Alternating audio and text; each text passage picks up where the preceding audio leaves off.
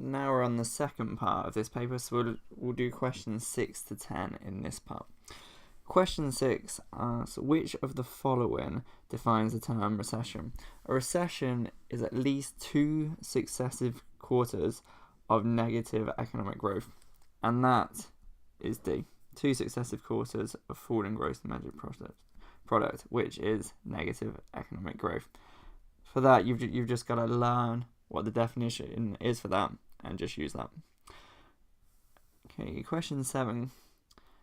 According to the Marshall-Lerner condition, which of the following countries' balance of trade will improve following a currency devaluation?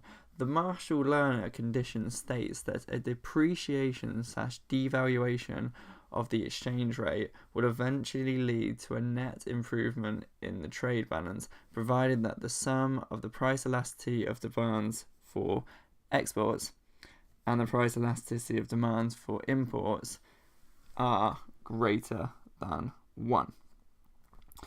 So all we have to do is add these up and take the modulus. So we take them positive. So it will be positive 0.3 plus positive 0.4. And this gives us a value of 0.7 for country A. For country B, this gives us a value of 1, because we get 0.3 plus 0.7, which is 1. C, 0.7 plus 0.1, which is 0.8. D, 0.8 plus 0.3, which is 1.1. And for the Marshall-Lerner condition, we're looking for the sum of the price elasticity of demand for exports and the price elasticity of demands for imports being greater than 1, which is country D. So the only answer for this one that's correct is country D. Okay, so now let's move on to question 8. Which of the following will cause an economy to move from point A to point B on the production possibility frontier diagram below? So we're consuming less now.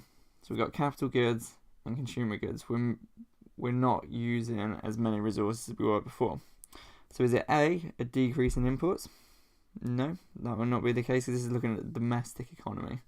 So if imports were very high or very low, it wouldn't actually affect this diagram where we are. Decrease in the interest rate. A decrease in the interest rate would cause AD to shift outwards and AD to increase. That would actually represent a movement this way from B to A, because if we're demanding more in the economy, we'll be producing more, so we'll move from this point to this point. So it's not going to be B.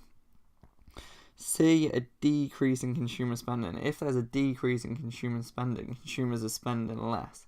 So that is a move of AD inwards.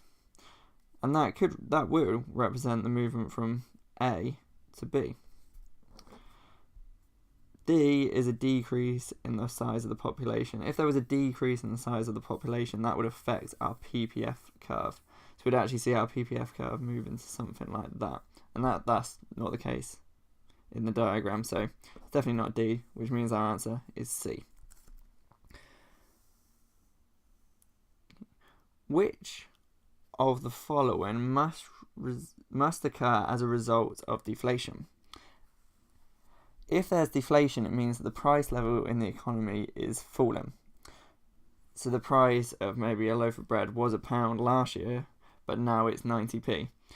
So what must happen as a result of this deflation?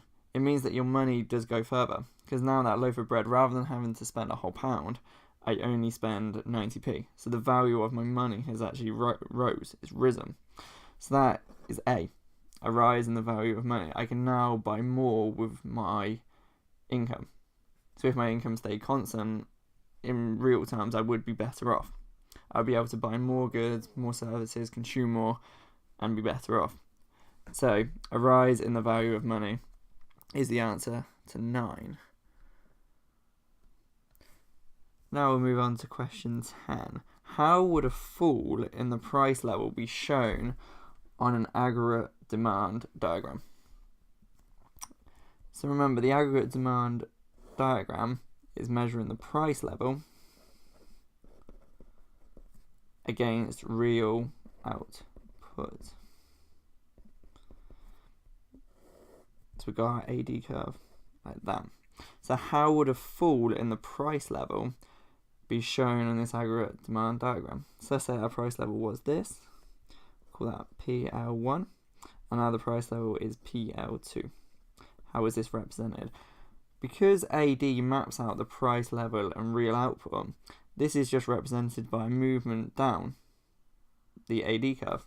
We're just moving down a line. So it's just a movement down the AD curve, which is A.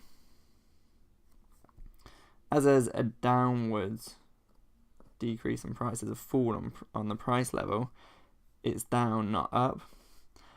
And there's nothing about AD shifting. It's only measuring the price level. If there was a change in the amount that consumers wanted to spend, or investment, or exports or imports or something like that, that would shift AD. But as it's only a change in the price level, the answer is A.